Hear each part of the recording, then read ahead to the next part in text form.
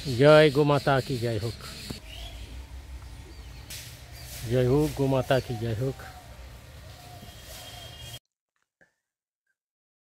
जय गो माता की जय।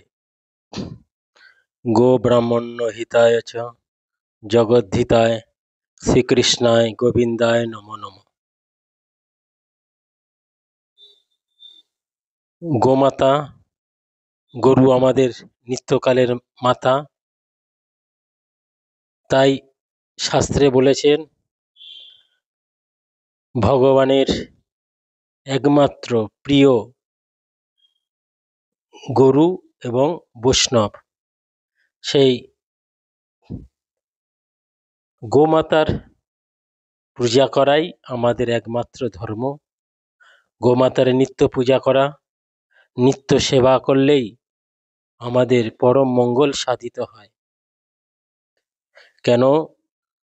এই গোমাতার মধ্যে ৩৩ কোটি দেবতা বিরাজ করছেন। গোমাতার সেবা করলে স্বয়ং ভগবান খুশি হন।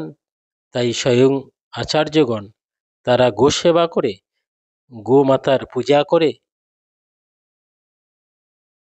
এই গরুকে সন্তুষ্ট করেই আমরা ভগবানের কৃপা লাভ পাব। তাই প্রত্যহ ভক্তগণ তারা গো পূজা, গো সেবা করিয়া থাকেন। আমরা শাস্ত্রে পূর্বে সাধুগুরু বৈষ্ণব মুখে শ্রবণ করেছি গরু ৩৩ কোটি দেবতাদেরকে অধিষ্ঠান ভগবান, তিনি তার প্রিয় এই গোমাতাকে ৩৩ কোটি দেবতাকে স্থাপন করেছেন। ইতিমধ্যে লক্ষ্মী দেবী বাদ পড়েছিলেন। এই কথা শ্রবণ করে লক্ষ্মী দেবী ছুটে এসেছিলেন। এসে প্রভুকে বললেন, প্রভু, আমার কি আপনার এই প্রিয় বাহনের সেবায় আমি কি নিযুক্ত হতে পারবো না? আমি কোথায় থাকবো, আমাকে আপনি বলুন।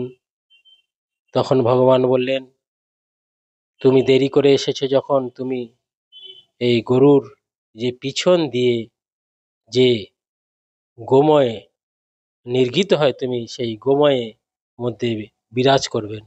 এই জন্য যে গৃহে গরুর গোবর দিয়ে লেপন করেন, সেই গৃহে লক্ষ্মী বিরাজ করেন এবং সেই গৃহ শান্তি, সমৃদ্ধি, সুখ লাভ হয়। আমরা দেখছি আচার্যদেব তিনি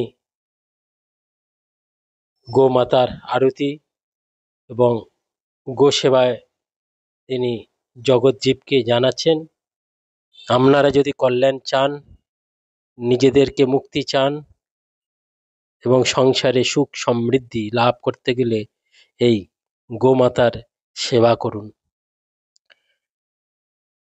আমরা কৃষ্ণ লীলায় শ্রবণ করেছি যে ভগবানের কত প্রিয়। ভগবান সকালবেলায় প্রাতে উঠেই তিনি নন্দ মহারাজের গোশালায় গিয়ে গো সেবা করতেন। গরুকে চারা দিতেন।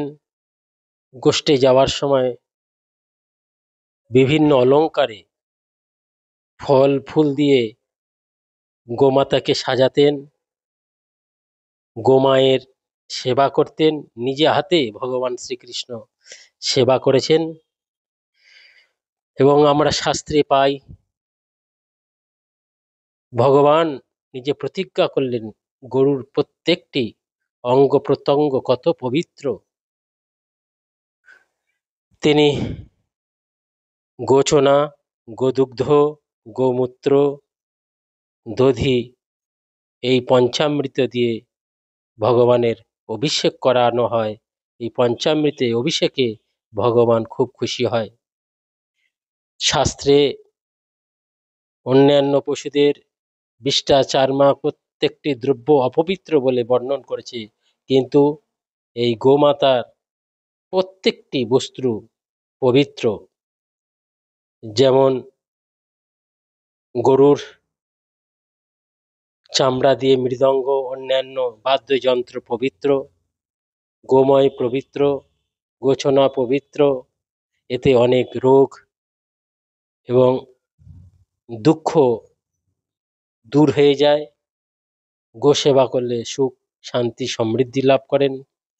আমরা সেই ঋষি যে কামধেনুর কথা আমরা শ্রবণ করেছি, সেই কামধেনুকে আহ্বান করতে তিনি সমস্ত রাজাকে তিনি আতিথ্য করেছিলেন। তার শরীরে অসংখ্য সৈন্য নির্গিত হয়ে সে কার্তবীর্য অর্জুনকে বধ করেছিলেন। গোমাতা আমাদের কি না দিতে পারে। তাই গোসেবা আমাদের পরম ধন, গোসমা আমাদের পরম সম্পদ।